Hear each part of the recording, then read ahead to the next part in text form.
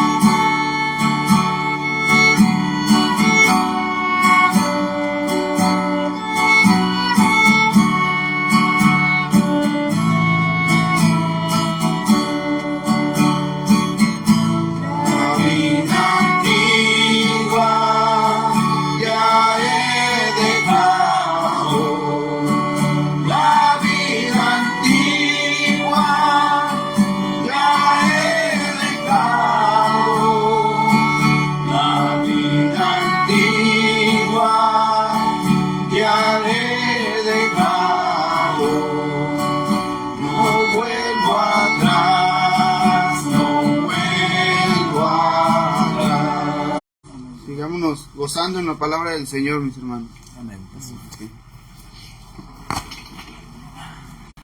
Otra vez, hermanos.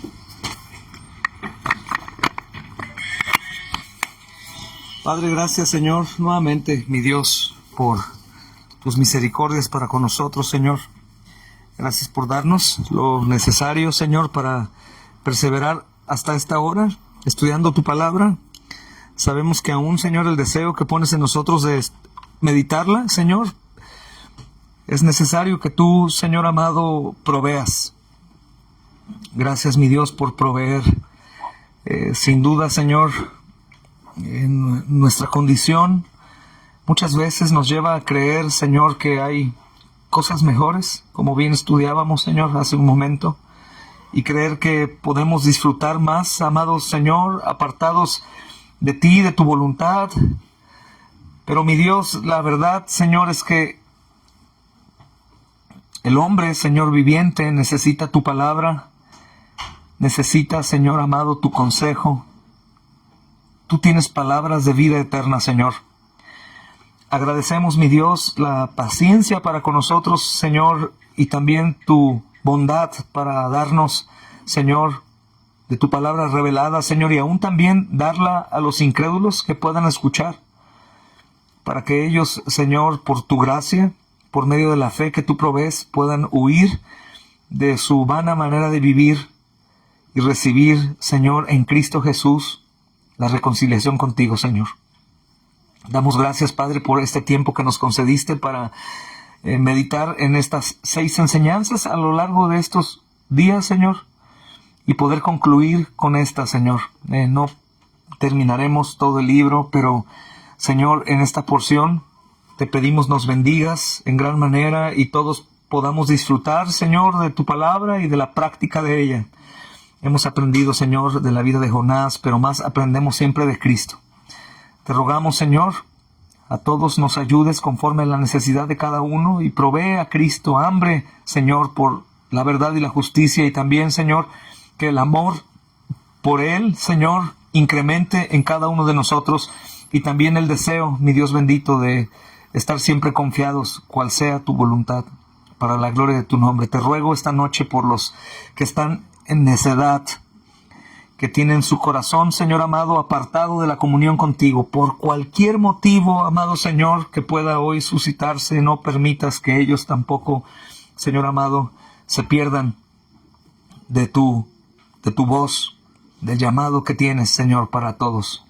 Damos la gloria y la honra en Cristo Jesús. Amén y amén. Tomen asiento, mis preciosos hermanos. Bueno, hermanos,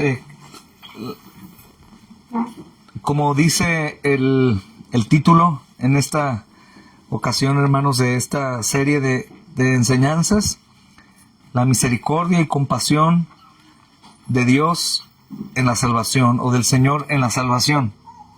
Y ahora, hermanos, pues otra vez estamos meditando el verso 5 al 7, pero veremos las últimas porciones de estos últimos 2 versículos, hermanos, para concluir al menos con esta porción que tenemos enfrente.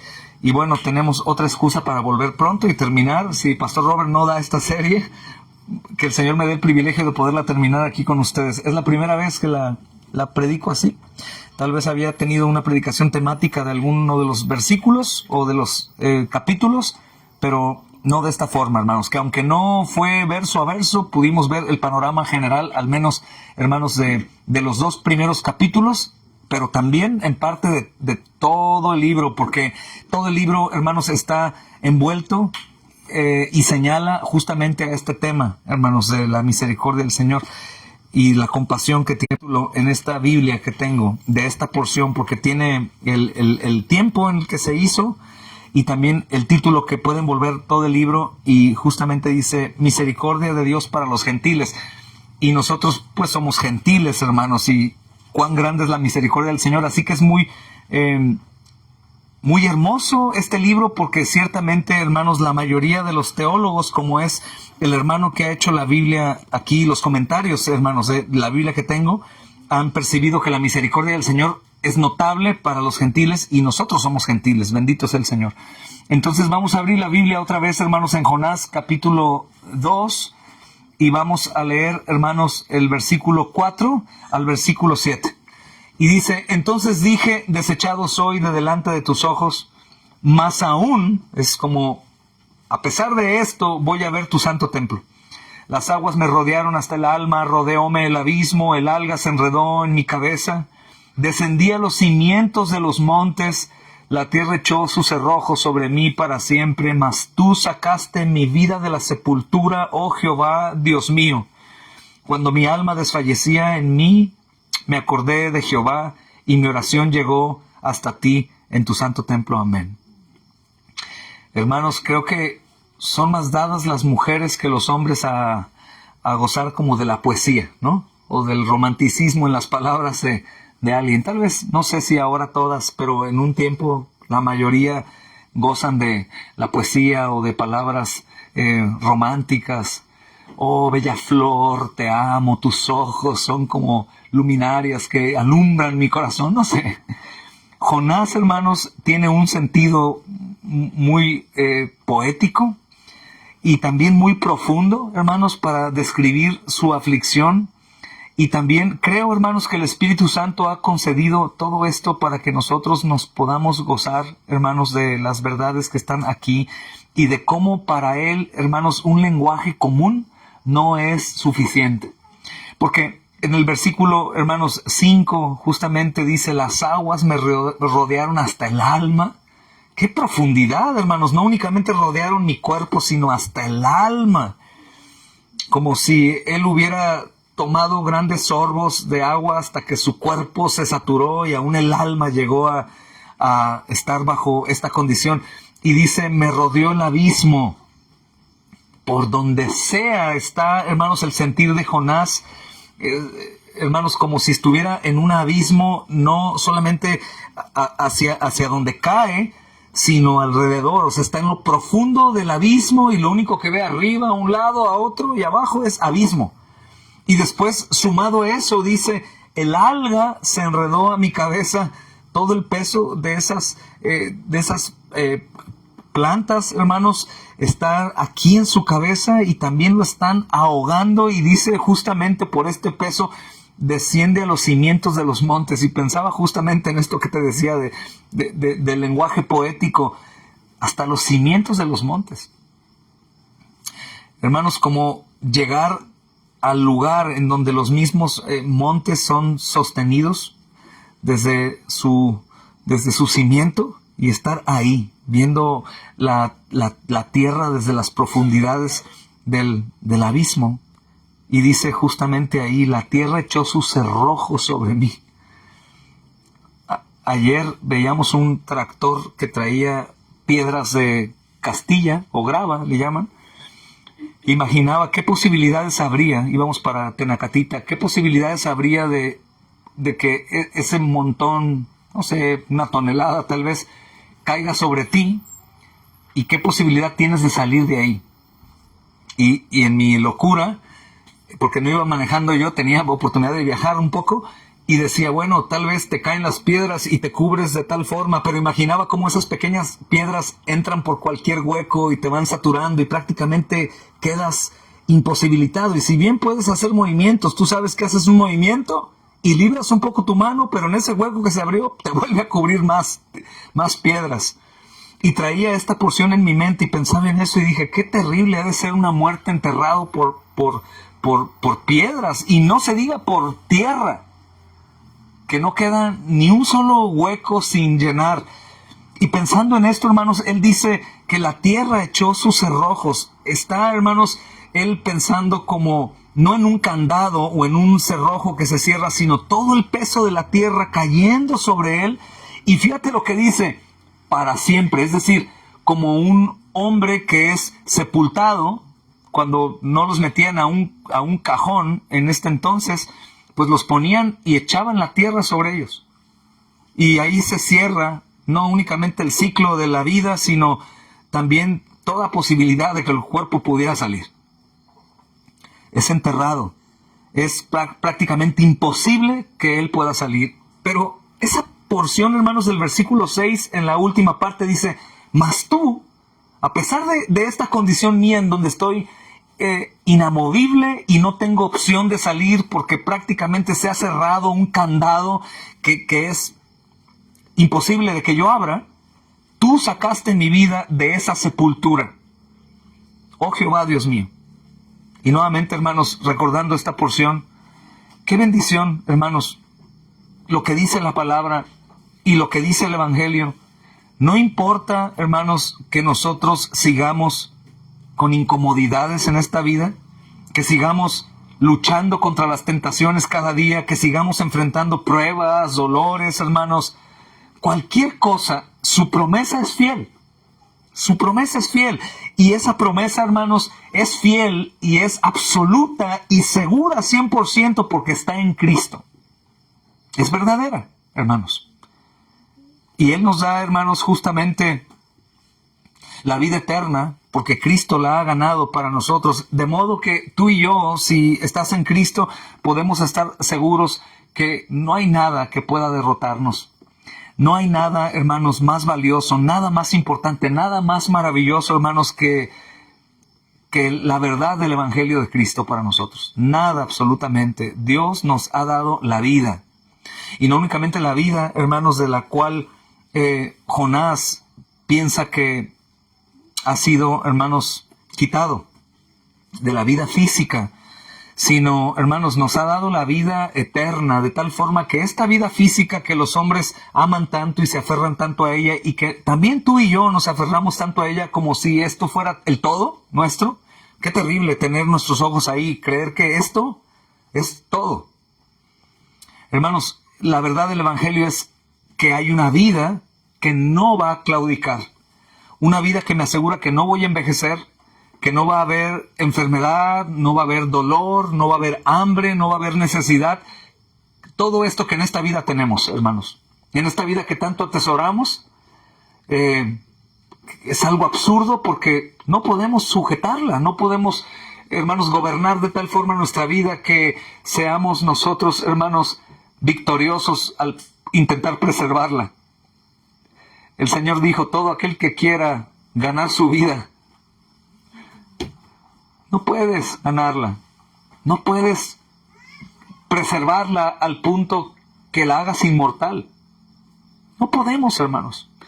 Y justamente, hermanos, la desesperanza de Jonás no termina en tragedia, sino al contrario.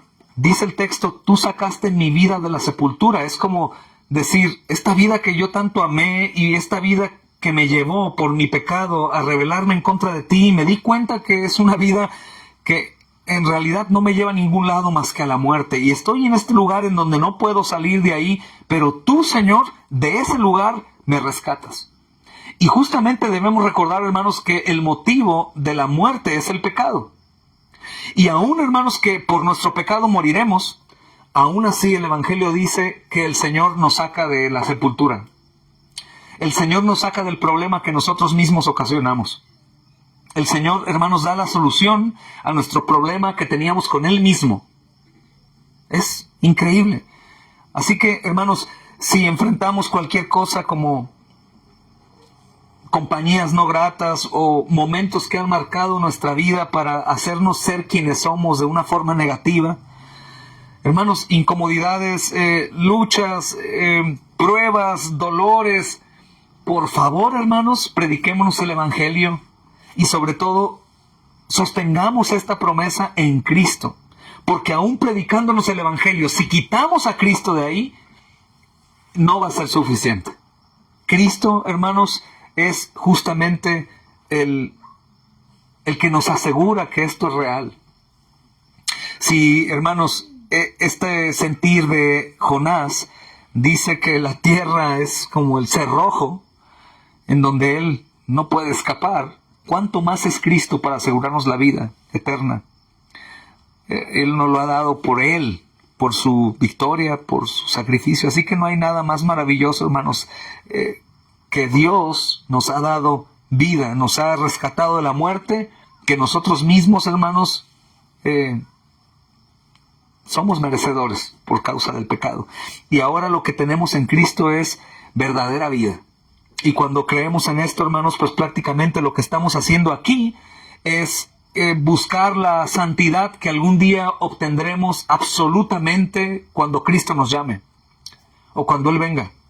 Que tengamos cuerpos glorificados, ya no más corrupción, ya todo lo que tanto amamos aquí se convertirá, hermanos, en segundo término o en tercero, cuarto o último. Aún, como predico el domingo, hermanos, acerca del matrimonio, aún mi esposa y tu esposa, hermano, ya no es lo que es aquí. Lo que tanto yo amo en mi esposa y ella ama en mí, ya no va a ser así. Ahora Cristo será su todo y será mi todo, y ahora encontraré la plenitud absoluta que yo no puedo encontrar en ella ni ella puede encontrar en mí. No puede encontrar perfecta satisfacción, ni yo en ella. En Cristo sí lo vamos a encontrar. Y no sé si tú ya tienes esa vida y buscas esa vida y te gozas en esa vida. No sé si ya ahora su palabra, su evangelio, su presencia, su comunión contigo es lo que más disfrutas y más buscas. Obviamente, si no es así, estás en un problema.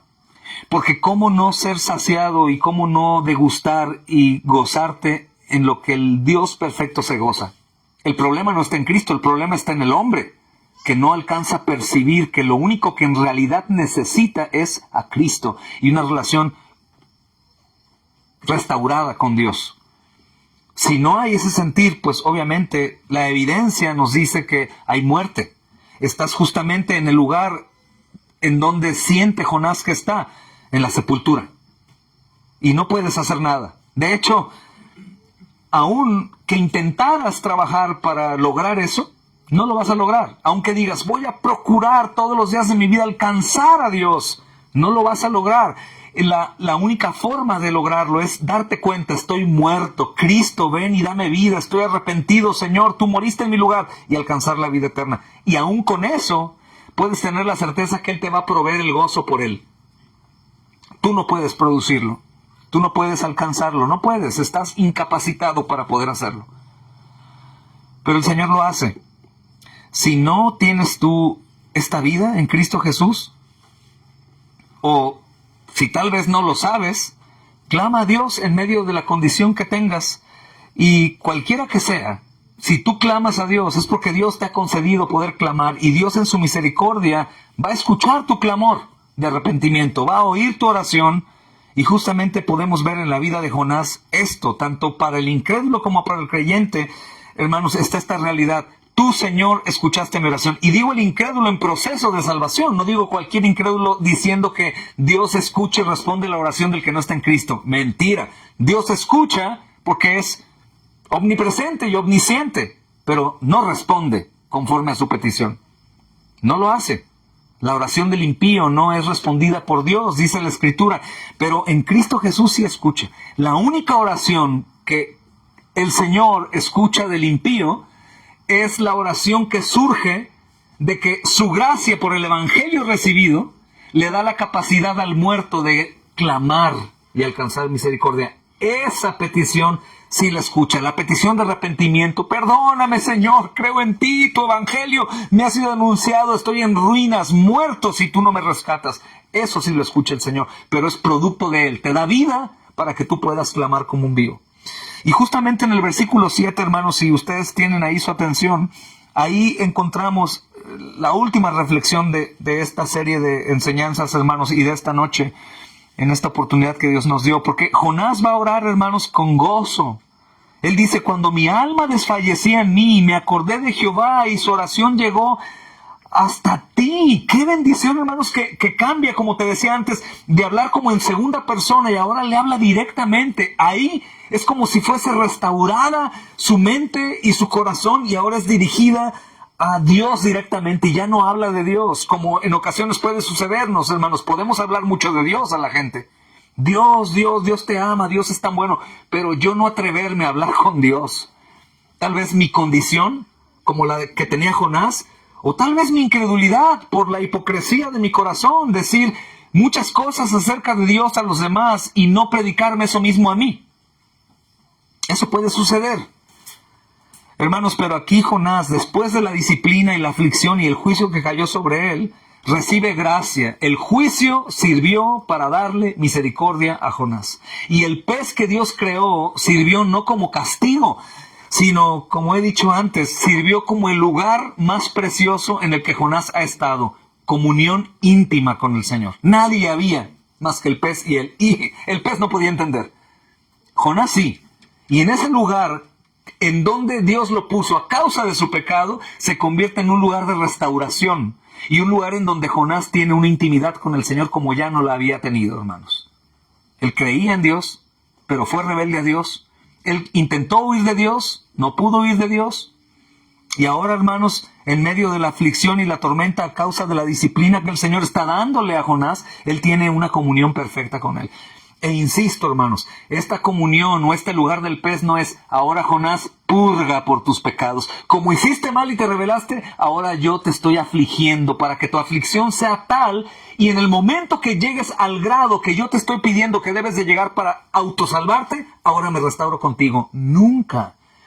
Ahorita nuestro amado hermano diácono Paco me decía algo que, perdón si lo digo mal, me llamó la atención.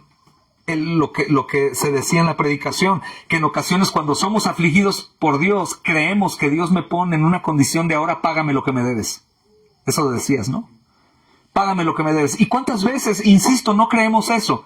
Oh, pequé, me desvié, Dios me aflige y ahora quiere que le pague. ¿Y ya le pagaste, hermano? No, hermano, todavía no, tengo una aflicción profunda, pero estoy clamando a Dios que mi aflicción llegue a su templo y Él la vea y diga, ya me pagaste. Nunca podríamos pagar, hermanos. Nunca podríamos pagar ni en la más profunda de nuestra aflicción al punto que Dios diga, ya, ahora sí. Por eso he dicho, ni mi arrepentimiento, mis amados, debe de ser buscado como el medio para mi propia salvación o mi restauración.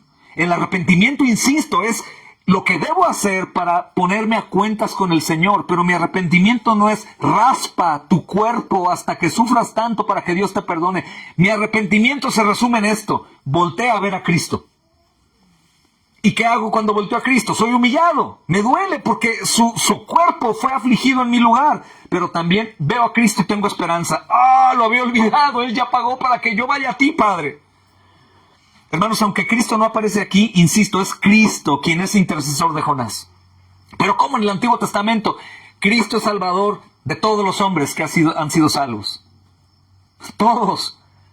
Jonás es salvo por Cristo también. Y Cristo pagaría, hermanos, cientos de años después por el pecado de Jonás. Hermanos, Él dice: mi oración llegó hasta ti. Y es una exhortación, porque a pesar de todo lo que había vivido Jonás, hermanos, y a pesar de estar a punto de morir a causa de su pecado, dice: tú, Señor, escuchaste mi oración.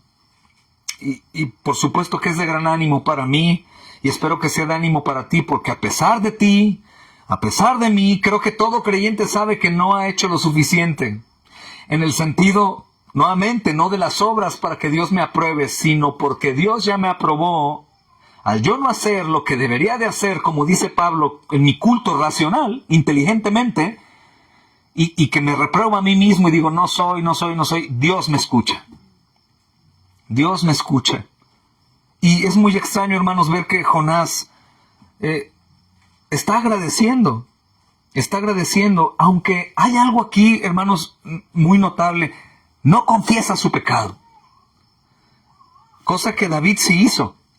Si van, hermanos, al Salmo 32, que obviamente conocemos, el gran Salmo 51, oración de arrepentimiento, ¿no, hermanos? De reconocimiento de su pecado. Pero en el Salmo 32, que es un salmo precioso, en el versículo 5 al versículo 7, mira qué dice David que yo debo de imitar. Mi pecado te declaré y no encubrí mi iniquidad. ¿Por qué David no la encubre? Porque su iniquidad no puede ser cubierta de los ojos de Dios.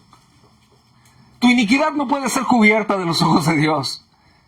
Y es bueno recordarlo porque, insisto, como decía en el primer estudio, en ocasiones no es cierto, hermanos, que creemos en nuestra necedad que podemos escondernos de Dios. No pecamos, hermanos, volteando alrededor y dejamos de ver al cielo sabiendo que Dios me está viendo. No tememos más de una cámara que de los ojos de Dios, hermanos. No podemos hablar de alguien con un sentido negativo y olvidar en ese momento que Dios está escuchándome. Pero David ha recibido sabiduría divina y dice: mi pecado te declaré y no cubrí mi iniquidad. Dije: confesaré mis transgresiones a Jehová. ¿Y cuál es el resultado? Tú perdonaste la maldad de mi pecado. Tú perdonaste la maldad de mi pecado. Hermanos, evidentemente, insisto, si yo creo que este es el medio de salvación, si yo creo que el arrepentimiento y el pedir perdón es lo que puede ocasionar mi perdón, entonces Cristo no es suficiente. Podríamos decir: me arrepiento y pido perdón y se acabó. Es imposible, porque Dios es justo, hermanos, y demanda castigo para el transgresor. Si Cristo no aparece en la historia, aunque tú te arrepientas y pidas perdón, no eres perdonado. Debe haber un pago. Pero si Cristo pagó, siempre eres perdonado. Por supuesto te arrepientes. El sentimiento del arrepentimiento no es producto de la consecuencia. Mi arrepentimiento no debe ser: porque estoy en el vientre del pez, entonces voy a pedir perdón a Dios para que me saque de aquí. No, mi arrepentimiento en Cristo es: Señor, perdóname porque Cristo murió en mi lugar, Señor. El justo por este injusto para llevarme a ti, Señor. Y ahí afligido, y este pecado que yo cometí fue cargado a Cristo. No es justo, Señor, que yo viva así como si no me importara cuando tu precioso Hijo murió bajo el peso de tu ira. Ese es el arrepentimiento único del cristiano. Único. Para no confundir. Decirle a alguien: arrepiéntete y confiesa su pecado y eres perdonado. ¿Qué? ¿Sin fe? Pablo dijo: justificado pues por la fe tenemos paz para con Dios. Pablo no dijo: justificado por el arrepentimiento y la confesión de pecado. Aunque, ojo, arrepentimiento y confesión de pecado está dentro del plan salvífico, sin duda. Pero esto es por la fe. Y no la fe es por esto. Es por la fe. Es extraño, hermanos, ver aquí. No, Jonás no hace esto. Y David, hermanos, nos da el ejemplo justamente de lo que debo hacer. No solo regocijarme en la salvación de Dios como hacen algunos. No, es por gracia, no hay problema, es por gracia, es gracia, gracia. Y a un necio, el necio te va a decir, oh, pues estamos en la ley o no. Entonces, pido perdón, ¿para qué? Si es gracia y Cristo consiguió mi perdón. No hay discusión. El creyente sabe que debe pedir perdón y confesar su pecado al Señor, delante del Señor. Pero ¿para qué si ya lo sabe? El Señor soberano así lo ha querido. Es como la predicación del Evangelio. ¿Para qué predicamos, hermanos, si a fin de cuentas Dios ya sabe quién va a salvar? Ninguno de los que Dios le dio al Hijo lo va a perder. ¿Para qué predicamos? Porque el Dios soberano que ha salvado a todos por medio de su Hijo, a su pueblo elegido, es el Dios que nos dice que prediquemos el Evangelio para que su pueblo sea salvado. El mismo Dios, hermanos, que nos ha salvado sin obras, es el mismo Dios que dice que yo debo confesar mi pecado y apartarme de él, arrepentirme. Apartarme de él y huir a Cristo. Es el mismo Dios, hermanos. Es algo misterioso, sin duda. A mí no me compete tratar de descifrar el misterio. Simplemente me compete hacer lo que sé que debo hacer. Pero algo interesante, hermanos, que Jonás, en su agradecimiento a Dios, está resaltando que Dios escucha su oración, tal como había dicho también en el versículo, justamente versículo 2, hermanos.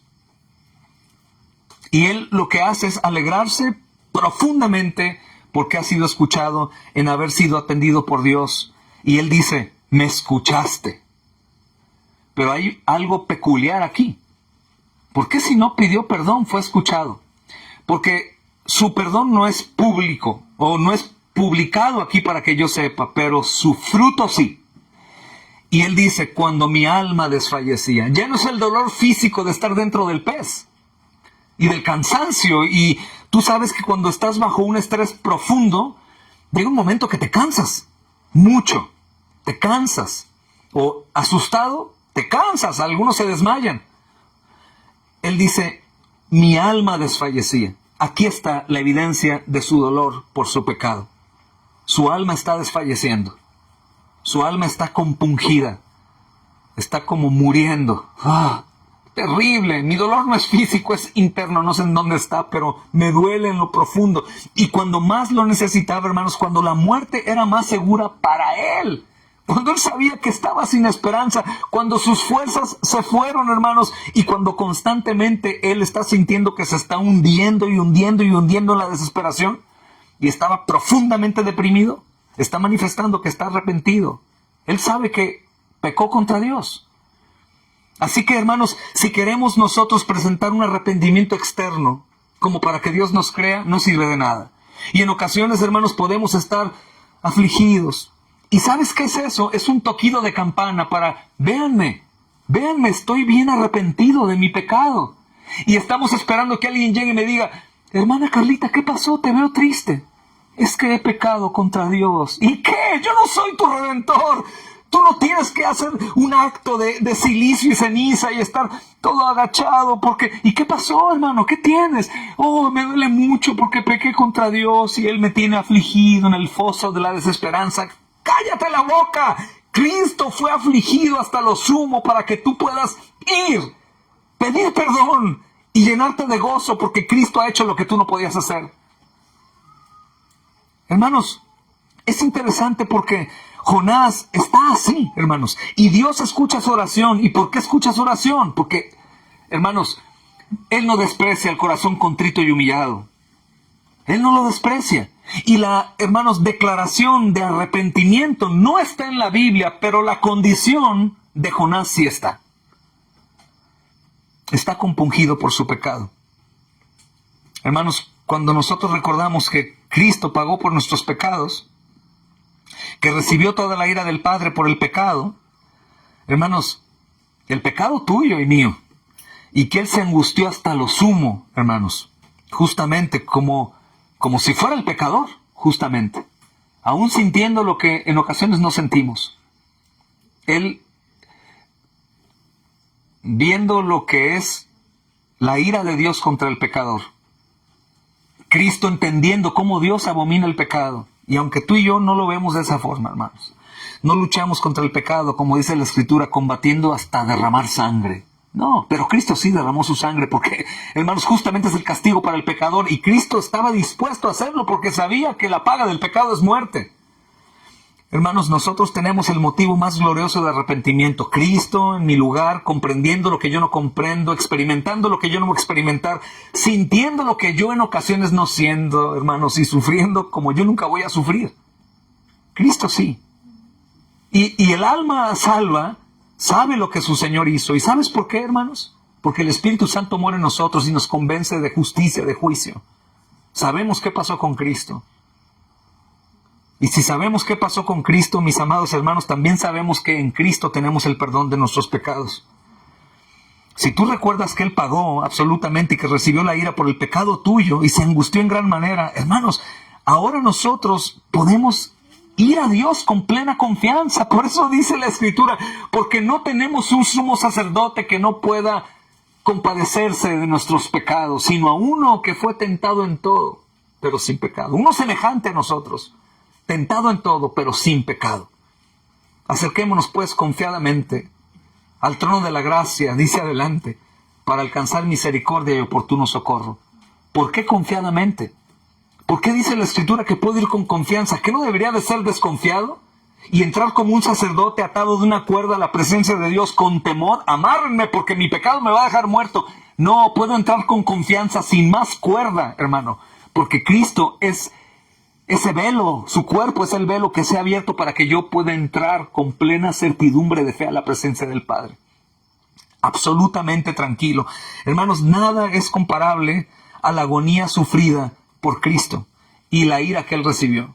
Y cuando yo intento hacer algo para que yo llame la atención de Dios, yo estoy pecando. Estoy pecando terriblemente. Estoy pecando como un religioso. Estoy pecando como aquellos que construyeron la Torre de Babel. Vamos a llegar a Dios. Entonces, suframos. Y que los demás sepan que estamos sufriendo. ¿Por qué? Por mi pecado. Pequé, estoy triste, ¡Hey! Arrepiéntete y gózate que hay perdón en Cristo Jesús. Y deja de predicarte y predicar a los demás ese evangelio falso, terrible, que no señala a Cristo como el victorioso en nuestro lugar. Más bien gózate y di: el Señor escucha mi oración.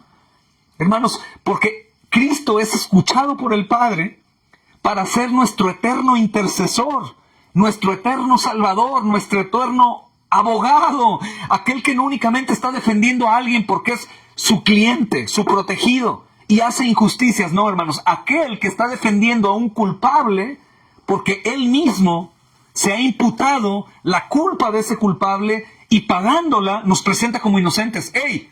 Él ya no debe nada absolutamente. Yo lo pagué por él. Y con esa confianza yo me acerco. Esa misma confianza, hermanos, de su obra consumada me va a llevar también a vivir con cuidado. Porque Él ya pagó. Imagínate creer que Él pagó tu pecado de mañana. Y dices: bueno, pero es mi pecado de mañana. ¿Tengo que pecar mañana? No, pero aún peque, Él pagó por mi pecado de mañana. Huiré del pecado. Hermanos, qué bendición saber que Él está intercediendo por nosotros, como intercedió seguramente por Jonás, hermanos, para que Jonás recibiera de su justicia y pudiera ser libertado, porque de lo contrario Jonás hubiera muerto. Hermanos, miren lo que dice Hebreos capítulo 5, versículos 7 al 10. Es un texto precioso para tenerlo subrayado, y si puedes aprenderlo de memoria sería maravilloso. Y dice: y Cristo en los días de su carne, ofreciendo ruegos y súplicas con gran clamor y lágrimas, cosa que Jonás no tuvo, al que le podía librar de la muerte, fue oído a causa de su temor reverente. Y aunque era hijo, por lo que padeció, aprendió la obediencia. ¡Qué maravilloso, hermanos! Aunque era hijo, por lo que padeció, aprendió la obediencia. Y habiendo sido perfeccionado, dice el texto, vino a ser autor de eterna salvación para todos los que le obedecen. ¿Qué pide Él? ¿Por qué dice le obedecen? Creed en mí. Es un imperativo. Creed en mí. Y fue declarado por Dios sumo sacerdote, según el orden de Melquisedec. Sumo sacerdote, el gran puente, hermanos, el gran intercesor. Este es el verdadero, hermanos, sumo pontífice. Este es el verdadero gran puente, gran sacerdote por quien nosotros podemos acercarnos con confianza a Dios y podemos decir, Dios me escucha. Por eso el Padre Nuestro, Él nos enseña y dice, Padre Nuestro. No lo entendemos muy bien porque para nosotros es común, aun cuando éramos católicos, si eran católicos ustedes. Porque es normal, pero para un judío no. Decir Padre Nuestro, un gentil frente a un judío, ¿cómo se te ocurre decir Padre Nuestro? Tú eres hijo de dioses paganos, del mismo diablo. Nosotros podemos decir Padre Nuestro. Cuando digas Padre Nuestro, por favor, no lo digas en la costumbre que tenías. Dilo asombrado. ¿A qué Dios me refiero cuando digo Padre Nuestro? Al Dios soberano. ¿Y cómo puedo decirle Padre Nuestro al Dios soberano que está irado contra el pecador todos los días? Y yo soy un pecador. Porque Cristo ha abierto el camino para que yo como hijo me acerque al Padre. Y aunque soy pecador y culpable, el Padre me vea como inocente y como su hijo amado. ¿Cuándo? Todo el tiempo. Y si peco, hermano, arrepiéntete, ve a Él con confianza. Pide perdón como un hijo sabio le pide perdón a su padre cuando peca contra Él. De insubordinación o de rebeldía, de necedad. Nos tocan a la puerta o llegan. Papá, ¿me perdonas? ¿Qué dice el papá sabio? Claro. ¿Me amas, papá? Te amo mucho, hijito, mucho. Ahora imaginen a nuestro Padre, hermanos. Por eso ahora por Cristo nosotros sabemos que Dios nos oye. ¿Cuándo, hermano? ¿Cuando eres perfecto? No, mi amado. De hecho, cuando clamamos es cuando estamos en angustia por la tribulación o por la disciplina. Y cuando invoco al Señor en mi angustia, Él me escucha. Dios no me escucha cuando soy perfecto y cuando soy imperfecto por causa del pecado no me escucha. No, hermanos, entendamos, Cristo ha hecho un camino nuevo y vivo y está abierto para acercarme tanto en obediencia como cuando caigo en desobediencia. Con confianza, hermano, con confianza. Por Cristo Jesús. Sé que Dios me oye. Debes saber que cuando clamas a Él, Él te escucha, aunque no seas digno. Yo tampoco, ninguno. Pero en Cristo somos, hermanos, escuchados. Y qué gozo saber, hermanos, que nuestro ruego va a llegar a su presencia y que Él me va a contestar con agrado. Pero ¿cómo? No entiendo, hermano, ¿por qué con agrado? Si soy un rebelde como Jonás que merece la muerte. Porque Cristo tomó nuestro lugar. Porque mi maldad se le imputó a Cristo. Mi rebeldía, mi odio, mis celos, mi contienda, mi necedad. Todo lo tomó Cristo como suyo. Y Él, habiendo muerto por causa de mi pecado, ahora no hay más que demandarnos, hermanos. No hay más que demandarnos. El pensar lo contrario va a ser ponernos un yugo que nunca vamos a poder cargar. Y es poner un yugo a otros que nunca van a poder cargar. Y es estar yendo, hermanos, al antiguo pacto, al nuevo pacto, al antiguo pacto. Es declarar que en Cristo tenemos salvación, pero aflígete lo suficiente, pero sufre para que Él te perdone. Falso evangelio. De hecho, el que hace esto, muy probablemente nunca ha disfrutado verdaderamente el evangelio, hermanos. Nunca, no hay descanso en su alma, hay aflicción. Como el Salmo 73, hermanos, 26, dice hermosamente, mi carne y mi corazón desfallecen, mas la roca de mi corazón y mi porción es Dios para siempre, hermanos. Jonás estaba desfalleciendo, pero el Señor lo escuchó y dijo, Jonás, yo te escucho. Jonás dice, me acuerdo de mi Dios. Me acuerdo de sus promesas. Me acuerdo que Él es fiel y verdadero, que es grande en misericordia. Nosotros podemos decir, yo me acuerdo de Dios en Cristo Jesús y Él me ama, aunque yo no sea digno de amor. Él me escucha, aunque yo debería de recibir su silencio. Él me recibe como si fuera perfecto, aunque soy el peor pecador imperfecto. Él hermanos, me va a amar, aunque yo una y otra vez lo traiciono con mis pecados. Aunque vivo mi vida como me place, Él continúa siendo fiel, inamovible. Por eso dice la Escritura, aunque seamos infieles, Él permanece fiel. Permanece, es inamovible. Permanece fiel a nosotros, mis amados, por Cristo. Fiel por su fidelidad a sí mismo, por su pacto. Él ha jurado en sí mismo, hermanos, para su propia gloria. Así que, hermanos, lo que pasa con Jonás, hermanos, es lo que nos suele pasar a nosotros. Y te digo algo, esto no debe ser así. No debo yo de pensar en Jonás, insisto, como alguien que me enseña que puedo equivocarme como él y a fin de cuentas después soy escuchado. No, al contrario, porque soy escuchado. Antes de caer, puedo ir a él y decirle, estoy a punto de caer, Señor. A punto de caer. Sin articular mis oraciones públicamente, aún en mi mente, estoy a punto de caer. No quiero caer, Señor, no quiero caer, no quiero caer. Ayúdame, por favor. Y esta es la buena noticia también. Él en su Hijo, hermanos, ha sellado este pacto. Y por su Hijo, Él hace lo que hace y es quien es. Y me ve como soy en Cristo Jesús. Es la verdad del Evangelio también. Así que cuando te confundas, vuelve en ti por el Evangelio. Y predícate a ti mismo. Y clama a Dios que todo lo puede, que todo lo sabe. Por eso me da miedo, hermano, porque todo lo sabe. Pero eres hijo, eres su pueblo, acércate con confianza. Porque justamente sé que todo lo sabe. Y sé que tú crees que mereces castigo, pero Cristo fue castigado. Y sé que tú tal vez no recibirías a alguien como tú, pero es que el Padre sí te recibe. Porque Él te ama en Cristo Jesús. Tú no puedes salvarte, Él puede salvarte. Tal vez tú pienses que Él no quiere salvarte, pero Él quiere salvarte. Así que no esperemos desfallecer, hermanos, para clamar, o caer en pecado para clamar, porque tal vez sea tarde. Y tal vez, hermano, mi pecado me lleve a muerte física y ya no tenga más oportunidad aquí de gozar de su misericordia, sino vaya a disfrutar de Él para siempre. Y dirías, sería bueno, pero sería muy malo terminar la carrera de esa forma, hermanos. Sería muy terrible terminar la carrera de esa forma, como derrotado y rescatado, llevado a la eternidad, pero terminar mal. Ni como el ladrón en la cruz, que sus últimos minutos no fue derrota, fue victoria. Y llegó al cielo en base a los últimos minutos y no en base a todo su historial negativo. Y si acaso alguno, hermano, siente desfallecer, otra vez lo digo, y creo que el Espíritu Santo está hablándonos.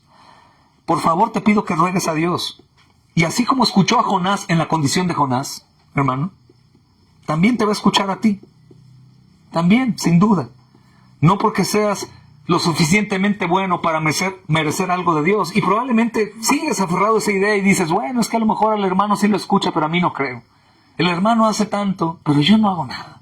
El hermano se esfuerza y obedece, y la hermana es tan linda y mira tan servicial, pero yo no. Estos hermanos han perseverado y yo estoy bien apartada. No te prediques obras, amado. No te prediques obras, amada. Predícate gracia por medio de la fe.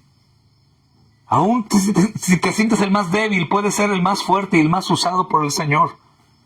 La más insignificante puede ser la que más haga, hermanos, de su vida una alabanza para Dios. Y hermano, el más pecador de todos puede ser el que más ama porque mucho se le perdonó. Todo es al revés, hermanos, de nuestra propia perspectiva. Cuando yo desecho, el Señor me llama. Cuando yo no perdono, el Señor me perdona. Cuando yo no escucho el clamor de alguien que me ruega misericordia, el Señor lo escucha. Es todo absolutamente distinto. Gracias a Dios, porque Dios no es igual a nosotros. Así que si vienes hoy con todo tu corazón, en realidad, a pedirle perdón ahora mismo en tu mente, sin gritar, sin hacer alarde, pensando en Él escucha. Él no va a rechazarte. Y aunque las circunstancias inmediatas, mi amado, no cambien, ni favorezcan tu vida ahora mismo, tu destino eterno sí va a cambiar. Para siempre. Y vas a tener esperanza desde hoy para vivir hasta el día de Cristo, cuando Él venga y te lleve a morar con Él por la eternidad y ya no tengas todo lo que tienes hoy que te hace vivir como vives. Y si, hermanos, ponemos atención a la voz de Dios en este libro y haces parte tu mente y tu corazón de estas promesas y te acuerdas de tu Dios y clamas a Él, que Él quiere sacar tu vida de la sepultura y librar tu alma de la condición que se encuentra hoy y por la eternidad, Él te va a regalar gozo, ahora mismo, en medio de cualquier cosa. Y vas a poder gozarte también, si es que las circunstancias no cambian en tu vida y cosas negativas suceden a lo largo de toda tu vida hasta el final. De cualquier manera, mi amado, al final vas a regocijarte en la verdad, hermanos, de la Escritura. gozo eterno, plenitud de gozo. Y creo, hermano, que ahora, desde hoy y aún en la eternidad, vas a poder decir como Jonás: Dios me escuchó desde su santo templo. Así que esta oración, mis amados hermanos, claro que tiene un propósito: enseñarnos lo que Jonás vivió, saber su testimonio. Pero el propósito del libro, como lo dije antes, hermanos, es que Dios quiere mostrar su misericordia y su compasión para los pecadores, de los cuales nosotros somos, sin duda. Estando lejos de Él, hermanos, estando lejos de su presencia, de pronto ahora, hermanos, podemos estar cerca de Él por Cristo. De este Dios que está en todo lugar, que lo conoce todo, que lo ve todo. Es increíble, ¿cómo si lo conoces todo y lo ves todo, lo sabes todo? Ay, Señor, ves mi corazón, mis pensamientos, mi negligencia, mi pecado. ¿Cómo, Señor? Pues así como atendió a Jonás en su oración, hermanos, asimismo, en su grande misericordia, su favor, su amor, y por Cristo Jesús, Él sigue guardando el pacto con su pueblo y nos va a escuchar de la misma forma. Y qué descanso viene a mi corazón y seguramente al tuyo cuando te das cuenta que tú no tienes que hacer tantos sacrificios hasta el punto que llegues a dejar satisfecho a Dios. Cristo ha dejado satisfecho a Dios. Nosotros por eso mismo nos arrepentimos y decimos: oh, Señor, gracias. Usa mi vida, Señor, para lo que tú quieras. Eres el Dios Todopoderoso. Así que, hermanos, clamemos a Él y gocémonos en que Él se ha dignado escuchar nuestra oración. Que Él ha querido salvarnos y quiere salvarte si no eres salvo y escuchas y sientes que el Señor te está hablando. Ve a Cristo hoy mismo. No esperes mañana, porque cuando Él dice: hey, levántate y ve, debes levantarte e ir a donde Él te dice. Él te dice: ve a Cristo. Ve a Cristo. Todo lo demás sucede por añadidura, hermanos. Qué bendición saber que así como Jonás es un rebelde y lo llama a ser profeta y anunciar juicio y perdón, en los pecados de Jonás no encuentra a Dios lo suficientemente contundente para dejarlo de usar. Probablemente por mucho tiempo no te ha usado el Señor como crees que puede usarte, pero tú has usado de una u otra forma, porque aun cuando haces mal a alguien que está en Cristo, Dios te está usando para fortalecer a ese que estás haciendo mal. Bendito sea Dios. De tal modo que podemos dar gracias por los enemigos, los que se oponen. Hermanos, gran parte del crecimiento de muchos de nosotros en el ministerio, ¿saben de dónde viene? De aquellos que nos oprimen, que nos afligen, que nos traicionan, que nos dañan, como cuando nosotros lo hacemos a otros santos. Así que cuando el diablo quiere hacer algo malo, decimos como José: ustedes querían hacerme un mal, pero Dios lo usó para un bien, porque todo nos ayuda bien. Así que, hermano, hermana, si tú haces justamente caso al llamado del Señor, tu vida es restaurada. Puedes decir: Dios me escuchó. Pero también es maravilloso saber que no únicamente me salva, sino también me da el privilegio de servirlo. Y Él puede usar tu vida como un instrumento en sus manos para también dar a conocer la misericordia de Dios, el perdón de Dios y la gran salvación suya a otros. Así que para terminar, hermanos, les pido que consideremos estas cosas, hermanos, que Dios nos enseña en este precioso libro, que nos permite recibir, nos permite pensar, porque si recordamos lo que hemos estudiado, que Dios es soberano, ¿creen que es casualidad que estemos estudiando este libro? Y que esta mente finita, hermanos, de este miserable redimido por gracia de Dios, fue tan tremendamente sabia para decir: este libro es el que vamos a estudiar, porque la iglesia debe escucharlo. Aunque crea yo eso y tú creas eso, no es así. Dios mismo prepara todo esto para que su pueblo reciba el alimento justamente que requiere. Es así, soberano nuestro Dios, hermanos. Así que roguemos, hermanos, no solo por las situaciones difíciles, no solamente roguemos, hermanos, para que nos rescate de una cosa u otra cosa. No es malo pedir al Señor ayuda en la tribulación, y esto es bueno, es necesario. Pero más bien, hermanos, roguemos para que podamos recordar que no podemos huir de su voluntad, no podemos huir de sus propósitos. Roguemos para recordar que en medio de lo que creemos que no debería de pasarnos, Dios está obrando para hacernos un bien. Que recordemos que no podemos huir de Él, no podemos escondernos. Que recordemos que todo pecado tendrá un efecto, sin duda, hermanos. Pero aún recordemos cuando caigamos en pecado, que por Cristo, aún en mi pecado y en el juicio que me envía, Él está obrando en mi vida, para después obrar en mi vida y después usar mi vida para que Él obre en las vidas de otros. Así que roguemos, hermanos, que cada vez seamos alejados del pecado, que crezcamos en su gracia, que crezcamos en conocimiento, que nuestra perspectiva de Dios, hermanos, y de la vida que nosotros llevamos se ajuste justamente a la luz de su palabra y de su voluntad.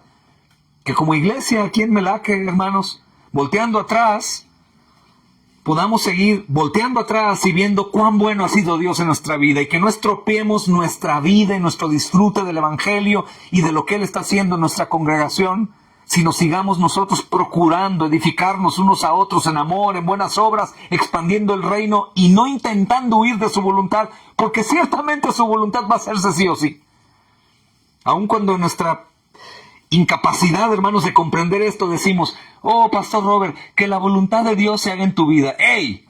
Tú tienes una mala comprensión de eso. La voluntad de Dios va a hacerse en mi vida. Más bien que, Robert, que tú puedas hacer la voluntad de Dios. Que le adoremos constantemente, fielmente, hermanos, y que nuestra vida refleje la sincera adoración que Él es digno de recibir. Agradecimiento genuino en nuestro corazón, porque Él es digno, hermanos. Y que nosotros podamos decir con sinceridad: mi oración llegó hasta ti. Y así mostrar, hermanos, compromiso cada día en nuestra vida con Él, hermanos. Vivir para su gloria como nuestro máximo deseo. Ayudarnos, hermanos, a ver esto. Si los incrédulos ayudaron a Jonás a ver con claridad, más nosotros ayudarnos unos a otros. Hermano, ve con claridad lo que está pasando, continúa. Y no hacer caso a nuestros caprichos y deseos egoístas, nuestra envidia, nuestro celo, nuestra apatía, nuestra pereza. Esa no es la vida que el Señor preparó para ti y para mí. Esa no es la vida de Cristo en nosotros, hermanos. No estamos viviendo para satisfacer nuestras inclinaciones según lo que yo creo que es mejor. No, hermanos, eso es perder el tiempo. Que el Señor tenga misericordia de nosotros y escuche nuestra oración. Nuestra oración es: Señor, queremos hacer tu voluntad. Queremos vivir para tu gloria, queremos desear que otros sean salvados, queremos huir del pecado y de sus consecuencias, queremos confiar cuando caemos en pecado que Cristo justamente te ha dejado satisfecho y que yo puedo acercarme a ti en todo momento, Señor, con confianza. Que si alguien está apartado de la comunión con Él, hoy mismo puede acercarse con Él, pero es casi imposible. La montaña de mi pecado casi estropea mi vista. Voltea a los cielos, más alto de los montes está el Señor. Y Él me escucha, y en Cristo tiene misericordia. Amén. Vamos a orar, hermanos. Padre, gracias, Señor, nuevamente. Y gracias por permitirnos concluir, Señor, este día con estas predicaciones, amado Señor, que hemos tenido. Padre Santo, Señor, ayúdanos a todos a recibir esta palabra y a atesorar esta palabra y a predicarnos este evangelio, Señor, y así, mi Dios bendito, no intentar hacer algo, Señor, que es no solamente inapropiado, Señor, o que muestra un tanto de incredulidad, sino aún pecaminoso. ¿Cómo podríamos sumarle a la obra de Cristo? Perdona nuestra insensatez, Señor. Perdona nuestros deseos aún de hacer cosas buenas que no son conforme a tu voluntad, Señor. Ayúdanos, Señor, a predicarnos de Cristo y a recordar quién tú eres, Señor amado. Esta es la vida eterna, justamente. Conocerte a ti y a Jesucristo a quien has enviado. Gracias por Cristo. Gracias por este precioso libro. Concédenos, Señor, meditarlo más a profundidad, Señor. Y gracias por la salud, el bien, el tiempo, la generosidad de esta preciosa familia, su hospitalidad, su amor.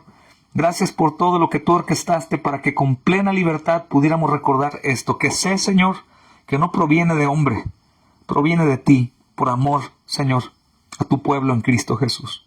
Oramos, Señor.